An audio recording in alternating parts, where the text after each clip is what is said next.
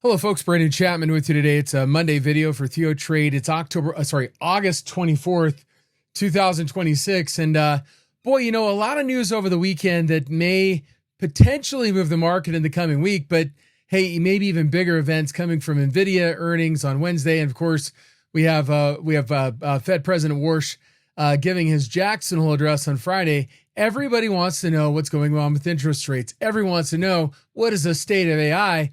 And right now, the Treasury became preeminent today with news about their buyback program, as well as maybe some news coming from the energy market, specifically oil, and oil making it through the Strait of Hormuz. So if we look at the S&P 500 today, pretty muted session, right? Not really a big range.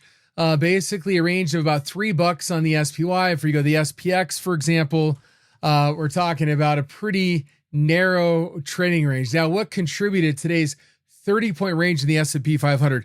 Let's get back to the SPY for just a moment. As we look at the option open interest for, let's say, today's expiration, you may start to notice something. 760, 10,000 contracts, 765, 19,000 contracts, 6,000 contracts on the call side.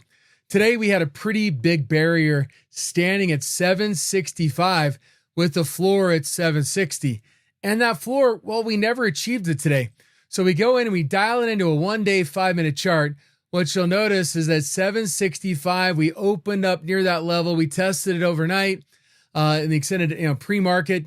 We tested again and again. Every time resulted in some sort of pullback in the S&P 500. Now, we never reached the lower extreme of 760, right? Well, partway through the session, we saw that there was a large equity trade, 763.96, about 2.3 million shares down. Don't worry about buy or sell. If somebody bought it, somebody had to sell it. And 2.3 million, well, there was not a 2.3 million share trade that occurred during normal trading hours. Very likely this will result maybe a dark pool trade, but these prints ultimately give you levels. And notice as the level reported here acted as resistance, acted as support, and then broke.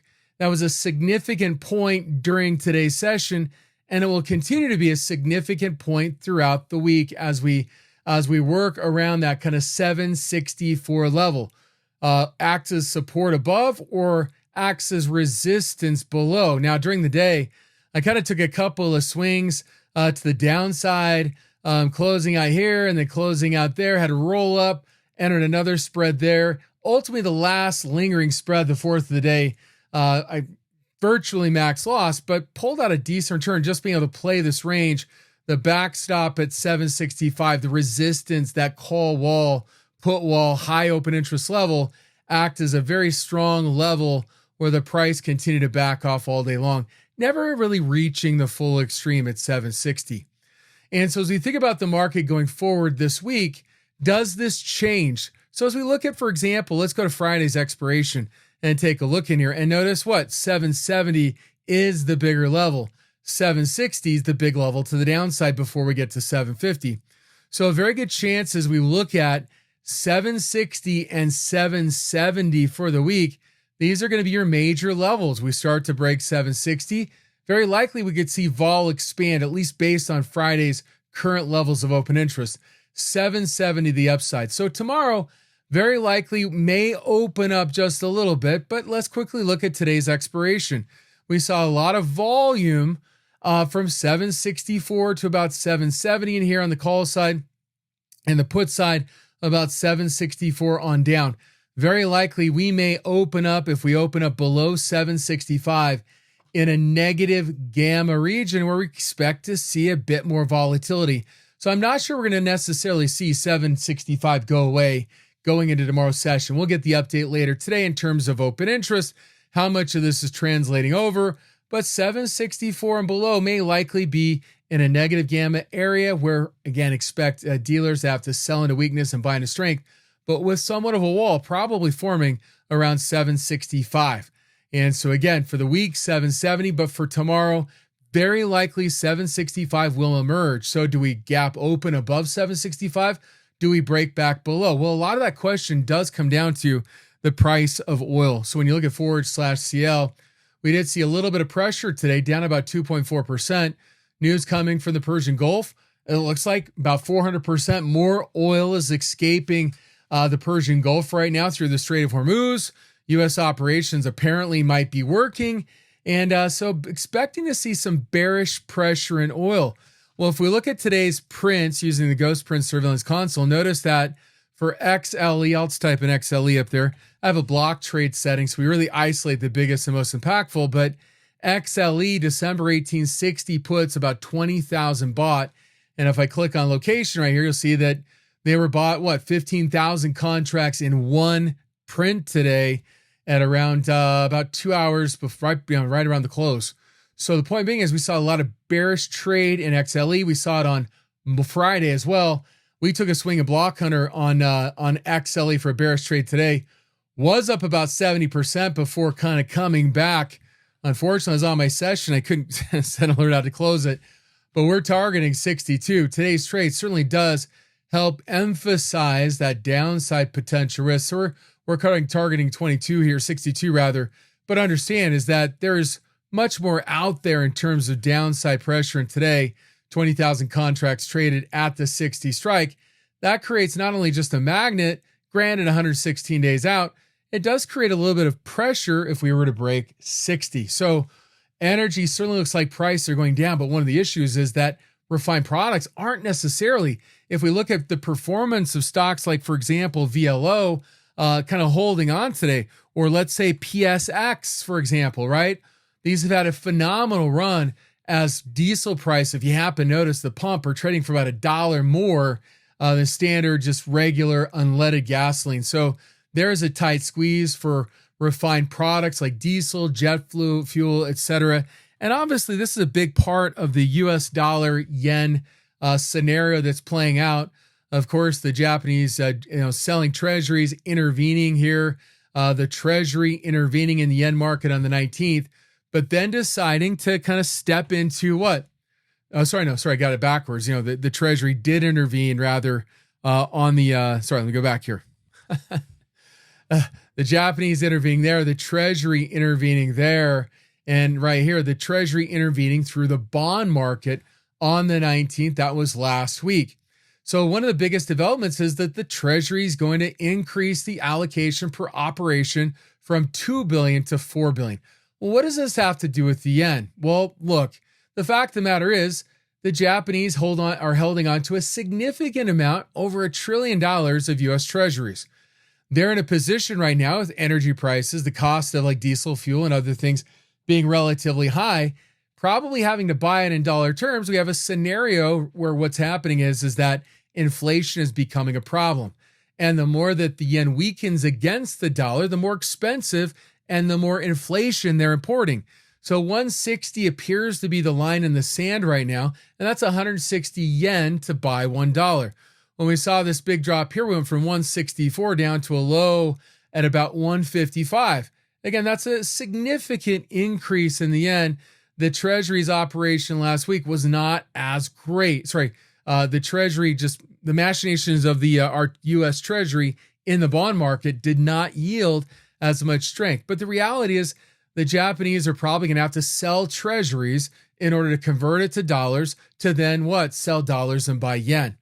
The realities of becoming from a debt-based to a savings-based economy does mean that the dollar as a reserve currency is not needed. We're not sending dollars for goods at the same rate that we did in the past, and we're trying to improve upon that even further in terms of purchasing fewer goods than we actually export. That's a savings-based nation. And so right now, the short-term issues of that, or the medium-term issues, are the fact that countries may have to, and in particular right now with inflation and higher energy prices, they may have to sell increasingly more treasuries in order to convert to dollars to support their currency. As a result, the Treasury's been planning for this for a year, right? They've been borrowing extra money. The general account has increased from maybe the Biden administration between $500 and $600 billion. It now stands just shy of $1 trillion.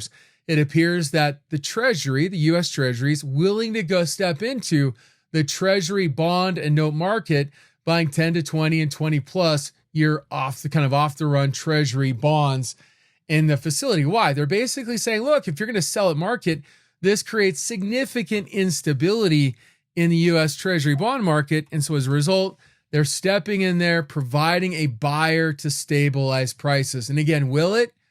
Will they run out of money? I don't know. But the fact is they've already borrowed the money. This is not QE. The Fed's not printing money to buy bonds from the banks who bought it from the treasuries.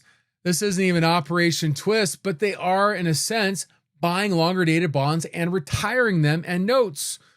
What is this, though? Well, look, they've increased the size of the general account from about $500 billion to nearly $1 trillion. They're basically taking this money that's out of circulation and they're releasing it into the wild. They call it kind of a catch and release program. And right now, again, the intent is to stabilize bond markets if there is stress. And you have countries like maybe Japan having to sell treasuries to generate dollars and sell dollars to buy yen. Well, this scenario may suppress bond prices from going lower, but are they really going to go higher right now? Well, we have a Fed statement or a Fed message coming on Friday from Jackson Hole. Warsh may try to articulate. He's been reticent to try to give foreknowledge or provide a lot of guidance. He wants them to kind of step back and all this other stuff. We'll see how much guidance he provides. But, when you look at 13-week T-bills right now, you're looking at what? 3.7%. Well, if the Fed funds rate 3.5 to 3.75, we're essentially right now pricing in a rate increase relatively soon. And so what is the Fed about to message from Jackson Hole, Wyoming at the doorstep of Yellowstone?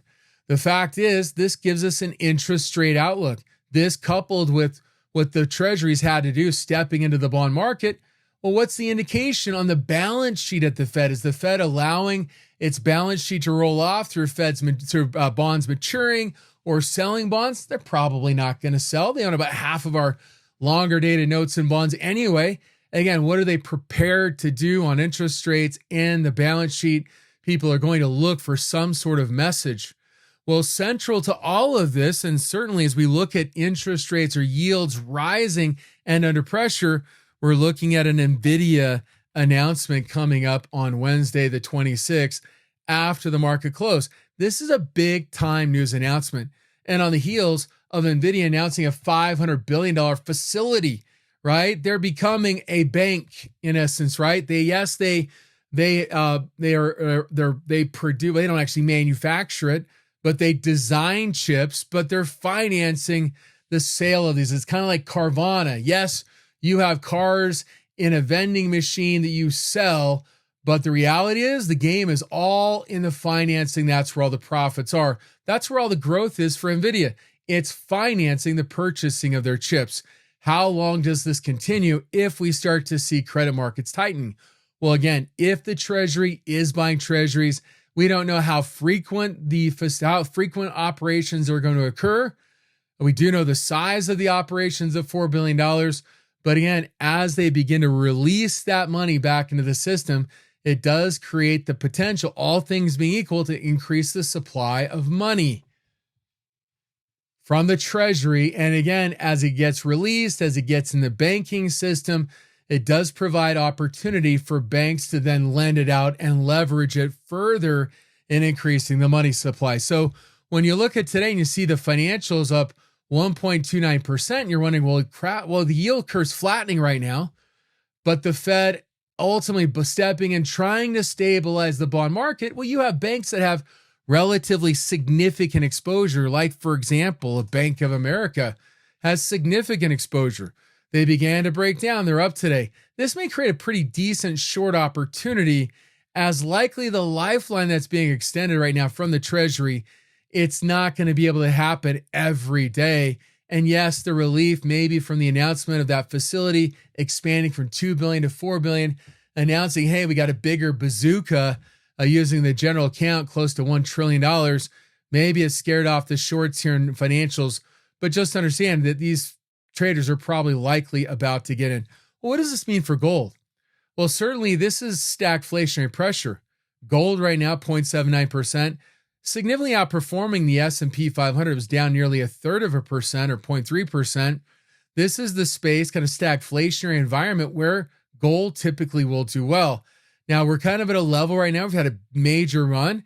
And as you look at the option open interest right now for the 18 SEP expiration, we broke through 425 and 430 seems like it's pretty likely we'll get there. Break 430.